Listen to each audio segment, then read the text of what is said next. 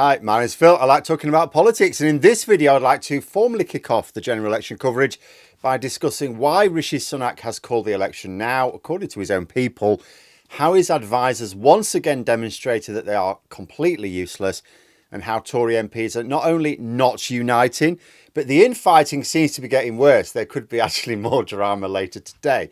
So first of all, why has Sunak called the election now? Well, according to journalists who have been probing those in and around Team Sunak, it's because they had a small amount of what they think is good economic news.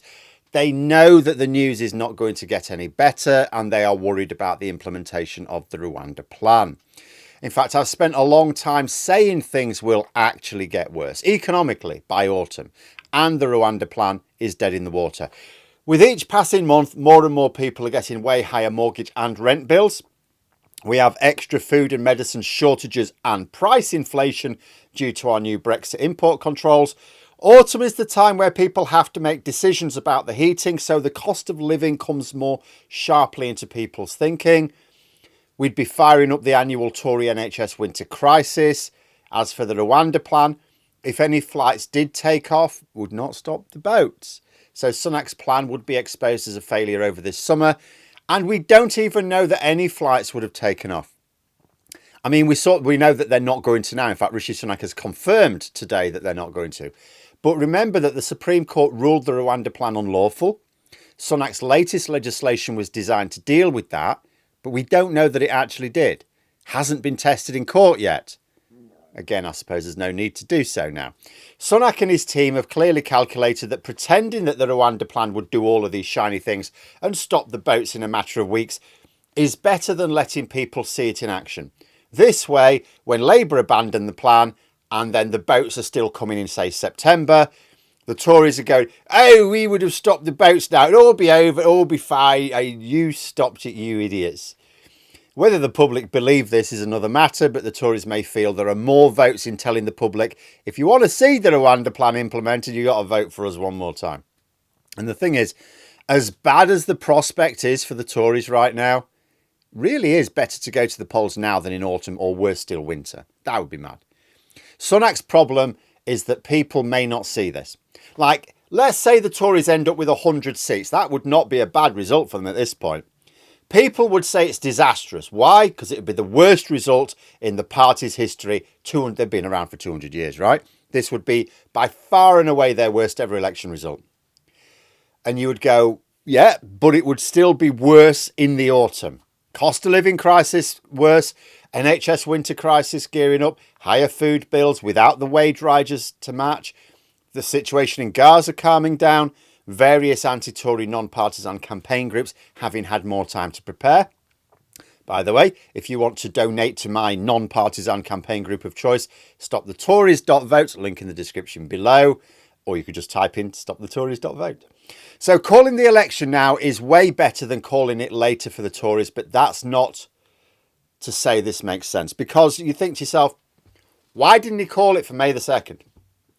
You know, there's only a couple of improvements that I can see that have happened since for Sunak. One is that we are now officially out of recession. And the other benefit is that his Rwanda legislation has now passed. It wouldn't have done if he'd have called the election for May the 2nd. But it still hasn't been put into practice. So does he really gain anything? Although the Tories are crowing about the lower inflation figures released this week, it was higher than expected. They expected it to dip below 2%. It's 2.3%. So it didn't go down as much as expected, which means that the economic news was worse than expected this week. But also, more importantly, the target is 2%, so it's still higher than target. Reform UK are falling away a little bit in the polls. But if Nigel Farage steps up, by the time this video comes out, they may have made an announcement that Nigel Farage is going to step up. He might bolster that support a little bit. You know, he is basically their only superstar. But Reform UK's threat has always been overstated by the Tories. They are a problem for them. But the Conservatives made them a bigger problem by treating them too seriously. But still, it really will be better for the Tories to hold it in July than October or November. But if they end up with just 50 seats, because they could, if people get out and vote, and if you're going to be on holiday that time, get your postal vote sorted, sort it all out. If people turn up, they could just be ended up with 50 seats or fewer. and the Lib Dems in second place, all those former Tory MPs are not going to see that, oh yeah, July was the best time to do it. Sunak will go down in history as the dumbest Prime Minister who ever lived. Because some of us may say, yeah, but it would have been even worse for you in autumn. But we'll never see it. We don't get to stick our heads into parallel universes, right? So they will just say, no, Rishi Sunak was an idiot. He was the dumbest Prime Minister ever. Yeah, even dumber than Liz Truss. At least she didn't call an election when she was on her arse. So although this decision is the right one, at least the best option at this particular point, Sunak runs the risk of it looking like a really stunningly bad decision when the results come out. But I'll tell you what was definitely a bad decision. Hiring all those posh chinless wonders to advise him. The way Sunak carried out the announcement itself was woeful. He's now a meme. There's no end in this. This is the image of him for years to come. There were two main problems with the way he announced the election. Never mind what he said. First, the pouring rain. And he didn't even bother with an umbrella.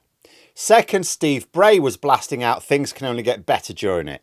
I gather he bust his amp doing it, but it was worth it. Both of these embarrassments could have been avoided if he'd held the announcement in the Downing Street press room. Yes, it is usual to announce it on the street, but it's also usual for Prime Ministers not to be advised by complete morons. I don't think you will find an image of another Prime Minister, previous Prime Minister, announcing an election looking like a drowned rat. They must have known it was forecast for rain. Talking about the weather, past, present and future, is the number one topic of conversation in Britain. It rains here. We talk about it a lot. I even talk to my fiancée about the weather more than I'd care to admit. And yes, I know what some of you are thinking. Why would a rain-obsessed people invent the only sport in the world that can't be played with even light rain? We're odd, I admit that. But we are also obsessed with weather forecasts. There is zero way that nobody in Team Sunak thought about the rain. It's a testament to just how stupid they are that they knew it would be, because someone there knew what the weather forecast was. They knew it would be raining and they didn't think it would be a problem. And as for not realising that Steve Bray would be a risk, I mean, that's just dumb. And this is a good sign. Not for the Tories, it's a disastrous sign for them, but for the rest of us. Yes, the campaign is going to be nasty. The social media and mainstream media campaigns are going to be thoroughly dishonest, quite cruel. We should worry about the potential use of AI, targeting of people, Cambridge Analytica style. We could hope maybe that enough people are aware to be mistrustful of anything that seems a little weird. But the everyday campaigning will be a disaster for them. A campaign team that would allow Sunak to make a complete arse of himself like they did yesterday is going to mess everything else up as well. And in this endeavour, they will be ably assisted by Tory MPs. If anything, the infighting got worse after the announcement. Caroline Noakes complained that her 72-hour leaflets hadn't come back from the printers yet. Basically, Tory MPs say we weren't ready to go. Labour have been urging their candidates to be ready at any moment. Tories have been told to take a chill pill and enjoy the summer. But that was small fry. There were various Tory shills in the media talking about a plot to stop the election by deposing Sunak. Not that the plan could work, but it does seem that they're going to try anyway. They think putting in confidence letters can stop it. Now, it can't unless Sunak complies with them. They can't force Sunak to stop this election now. I mean, first of all, forcing a confidence vote doesn't get rid of him as leader. It just makes the Tories look more chaotic and clownish. Second, even if they did get rid of him as leader, it doesn't stop him being Prime Minister. They would need a replacement to do that. And even then with Sunak's compliance. The only way to stop Sunak being Prime Minister without his compliance is a parliamentary vote of no confidence. Not going to happen. They've got no way of stopping this general election. And imagine if they did. Let us imagine that actually they got Sunak to go away with it and he went to the King and said, sorry, I know we asked you to dissolve Parliament. Can you not do that now, please? Because it's all in the works now. Imagine that, right? I don't even know if that's possible because it's never happened, right? Or as far as I know. But imagine if they did that. The public would be furious. The public have now got this election that they want. There's overwhelming support for this election happening now. That would completely sink the Tories' reputation. When it did happen, they'd be lucky to get any MPs at all. By agitating, all the rebels are doing is showing the public just how divided and dysfunctional they are. When an election is called, intelligent candidates rally together. They put their differences aside, focus on the election, then get back to scrapping afterwards, preferably behind closed doors. The fact that Tory infighting became a major discussion point after the announcement just tells you that the Conservative Party, regardless of what you think of it in normal times, has unravelled at this point. But never mind, we have a date now. Tory rebels are not going to stop it. It is worth pointing out, though, one last thing. Yesterday, on the day that Sunak called the election, he was meeting with a group regarding legislation that was supposed to be aimed at protecting people from acts of terrorism, Martin's Law, which grew out of the Manchester bombing attack some years ago. Now, Sunak promised the group that he would push the legislation before summer. A few hours later, he was saying JK lol. If this gets widely reported, it's a stunningly bad look. There are times where legislation is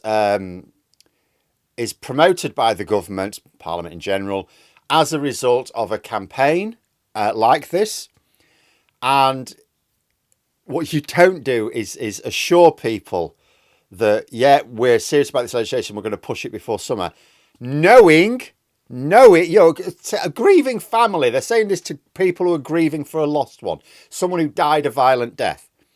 And he's lied to their face because he knew he was going to call the election later that day. But it is fitting in some ways. The way that Sunak handled this is who he is. He is an unpleasant, uncaring, but also bumbling oaf. But there we are. Those are my thoughts. If you enjoyed the video, please subscribe for further content and click the like button. You can also sign up for memberships if you'd like to support the channel further. Thanks for watching, and until next time, I'll see you later.